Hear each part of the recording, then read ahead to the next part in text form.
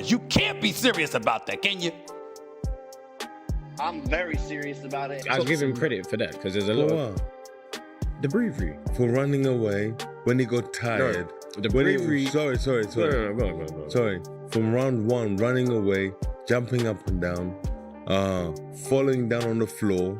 Yeah. $1 million. He did not, but go ahead. For a clown show. For a freaking clown show. Jake Paul embarrassed himself, embarrassed the sport, and embarrassed everyone that calls himself a fighter. Stephen A. Smith has confronted Jake Paul after his knockout loss to Anthony Joshua during a live interview. Smith questions why Jake chose to fight someone at such an elite level so early, calling it a dangerous decision. Jake responds confidently, saying he still has everything. The best team money can buy, strong training, and he believes this loss does not stop him from continuing his boxing journey. Nah, definitely I need a few more fights. I'm not taking him on in my next bout, but a couple more years of experience with the team I got. I'm surrounded by the best team in the world possible that money can afford, so I'm getting exponentially better. After Jake Paul's fight with Anthony Joshua, Logan Paul addressed a reaction from fans and critics, calling much of it haters who were simply going to criticize no matter what. He explained that competing at this level naturally brings scrutiny, and this fight was no different. Logan emphasized that while no one realistically expected Jake to defeat a two-time Olympian, his brother's sheer confidence and determination made the effort remarkable. Even after suffering a broken jaw, Jake remained positive, joking and filming content in the hospital, showing his resilience and love for the sport. Logan highlighted that this kind of mindset, pushing through fear and adversity, is what drives Jake's continued success. Despite the loss, Logan sees the fight as a net positive, proving Jake's toughness and ability to take on challenges that most would never attempt, earning respect through perseverance rather than victory. These are haters. Haters gonna hate. It's just the name of the game, you know. When you're operating at the high level that my brother and I are, the haters come with it. I mean, statistically speaking, part-timer, I think the narrative's dead. I've been showing up every single Monday for the past month and a half. I've wrestled in 4 out of the 5 times I was there. I won every single match. So like, everyone who's yapping can now shut their trap because the narrative's dead. I mean, you brought the receipts. I think that the proof stands for itself. And you mentioned your brother. Jake went 6 rounds on Friday night with Anthony Joshua. I know how proud you are of him. You were in the hospital with him afterwards. You called him an absolute warrior and said on your Instagram that his broken jaw won't break his spirit. How did you think, and what did you think of how the fight went down? So, from strictly a logical point of view, I actually think it went down exactly as it was supposed to. I'm not sure anyone really thought that Jake was going to beat Anthony Joshua, but you have to understand, being his brother and in his close circle, he has this conviction that makes you believe, and he has this ability to defy reality and morph it into his vision of how it'll transpire that makes you think he'll win. However, like this was my opinion, this was a logical conclusion to the fight. The 2-time Olympian broke the influencer boxer's jaw. Like, okay, you know, we could have wrote it in a story and it would have made sense. That said, I think he did amazing. I'm incredibly proud of him. I think it was a net positive. I think the world can see now how tough Jake Paul is. And Eddie Hearn offered insight into Jake Paul's performance against Anthony Joshua, explaining that those who claimed Jake was just running failed to grasp the full context. From the beginning, it was clear that Jake had little to no chance of winning against a fighter of Joshua's caliber. So his primary objective became survival. Hearn emphasizes that the real measure was how long Jake could last in the ring, and he exceeded everyone's expectations by lasting all 6 rounds. Many observers doubted he could endure even a few, yet he demonstrated remarkable resilience, managing to withstand the power and skill of a top-tier heavyweight. While Jake may not have been competitive in the conventional sense, Hearn stresses that simply surviving against an elite opponent is a notable achievement. Enduring 6 rounds under those conditions highlights Jake's toughness, mental strength, and ability to handle extreme pressure, making his effort impressive despite the loss. Well, Jake was running and Jake was holding, but listen, I mean, at the end of the day, Jake had one job, and that was to try and survive. I mean, he was never ever going to win the fight, ever. And if you would have said to me, do I think he'll go 6 rounds? I would have said absolutely not. I mean, I felt that it would take AJ a couple of rounds to get hold of him, because I knew Jake can move a bit and he'd be moving off the back foot and he'd be holding. But it was the way that he did it, I think, was actually quite impressive. Like, not that particular part, but the way that he would you know, the way that he was strong in the clinch, you know, he wouldn't let AJ get his shots off in the clinch. He made him miss a few times. And obviously AJ's been out of the ring for a while. But to be honest, I think the most fascinating thing of the whole night in terms of the fight was how he didn't get flatlined by that right hand. I mean, I said going into the fight, he's probably going to take AJ a few rounds to get hold of him. And I also said, as soon as he lands clean, the fight's over, right?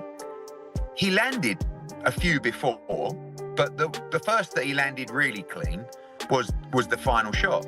But, you know, he never flatlined Jake. I mean, he did break his jaw in 2 places, which is a disaster, but there are a lot of heavyweights that would have been out cold from that right hand. I mean, one of them was Francis Ngannou, you know, a pretty similar shot, really. Do you know what I mean? So I actually give Jake unbelievable credit for doing it in the first place, but his performance as well. I mean, I stand by the fact that I think he's just a decent cruiserweight, but like he did go in with Anthony Joshua, and look, the world is full of criticism and opinions and negativity. Who else is doing what he's doing at what is he, late 20s? I mean, quite phenomenal.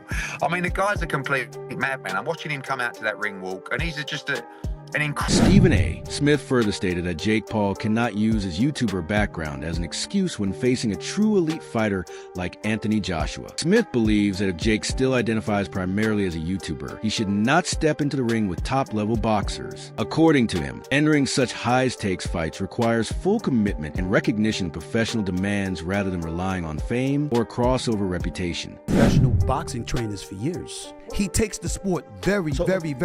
Thank you. So let me ask you, that's the question I have, because great kid, great businessman, by the way, amazing. And I know how he does all this, the character and the persona. We keep saying that he doesn't want to be a boxer. He's not a boxer, but then Jake Paul is a boxer. Yeah, exactly. That's my point. Exactly. He's a boxer. He can fight. I respect it. So go in there against fighters. You should be climbing the ladder towards those other fighters and taking the sport seriously to the point where you're fighting active. Derek Chisora partially refused to give Jake Paul any real respect after his fight with Anthony Joshua, questioning the idea that simply stepping into the ring constitutes bravery. He dismisses arguments from others like Chris Eubank Jr., who claimed Jake deserves credit for getting the ring and lasting 6 rounds. Chisora points out that Jake spent much of the fight running, avoiding real exchanges, falling, and only throwing a few punches. According to him, bravery is not merely showing up or enduring pain for money. True bravery is risking life for a greater cause, like fighting for one's country. While Jake did commit to the event, Chisora emphasizes that lasting 6 rounds against a professional like Joshua does not automatically earn respect for skill or courage. He criticizes Jake for turning his loss into content for social media rather than demonstrating genuine combat bravery.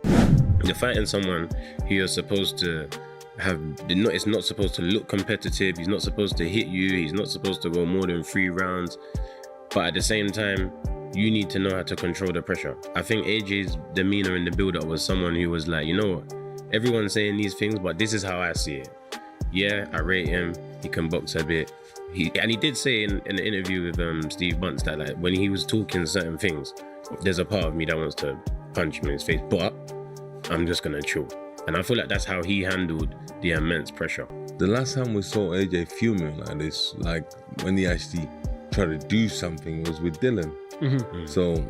So we should not judge him when he says something like this, because when he don't say nothing, we say, oh, why is he not saying anything back? Yeah. And when he says something, we're like, oh. An analyst argues that respect should not be associated with Jake Paul in this situation, stating that the fight was always about the money rather than genuine competition. Inside the ring, he believes many things were exposed, especially Jake's repeated grabbing and holding, which made him look fearful rather than composed. The analyst explains that this reaction was understandable because Anthony Joshua was not a past his prime fighter, but a dangerous and active heavyweight. He points out that Joshua has a history of backing up his words when he says he plans to hurt an opponent. As the fight progressed and Joshua's punches came closer, Jake became more defensive and desperate to survive. According to the analyst, this was not bravery or respect, but self-preservation. He concludes by saying that with nearly $92 million involved, many people accept the risk, but that kind of payday does not automatically earn respect inside boxing. Thought about that before getting in the ring with him. And I think a lot of things were revealed inside the ring. You know, all the grabbing of the leg and stuff like that. That shouldn't have been.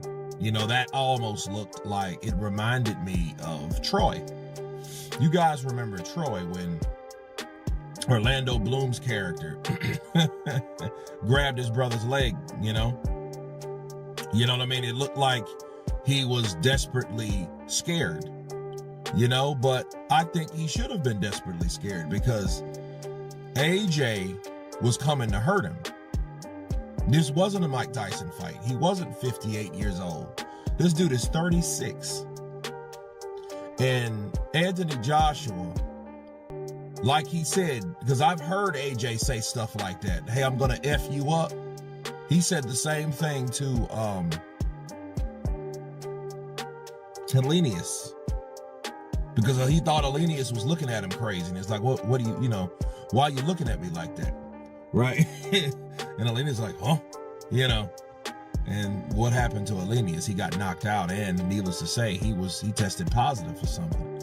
But yeah, so if you hear AJ say, hey, I'm gonna F you up, oh yeah, that's what he means. And I think Jake Paul knew it. And I mean, he avoided a lot of big shots at the beginning of that fight, But then as AJ started getting closer and those punches started getting, more in range of hitting him, the grabbing happened a lot, more.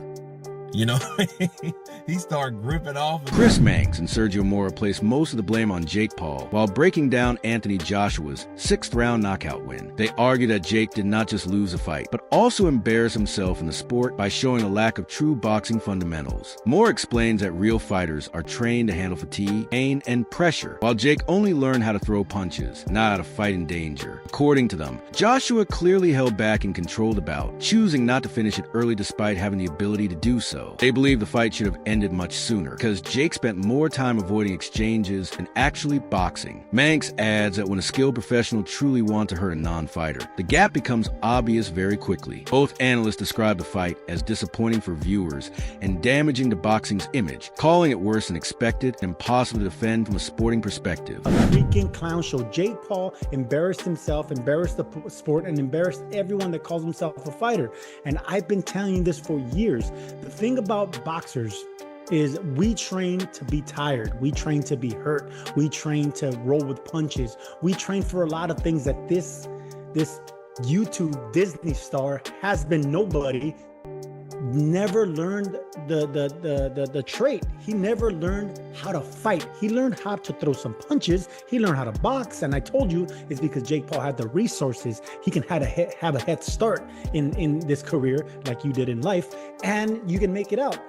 But the thing is, when a fighter really wants to hurt another non-fighter, he can do it, and he can do it a lot easier and a lot faster. Anthony Joshua played with his food, and I'm going to tell you right now, he played with his food. I don't think he should have went to the 6th round, maybe the 4th at latest, because Jake Paul was running. He wasn't boxing. He was running, and every time he had a chance to try to tackle Anthony Joshua in fear, he was on his knees. It looked like he was praying. Jake Paul spent more times on his knees than you did in college praying for a girlfriend. It was embarrassing, Chris Mannix. It was embarrassing. And all the people that tuned in to Netflix and everyone else, just like the Mike Tyson fiasco that happened a couple years ago, we feel disgusted for having to watch that.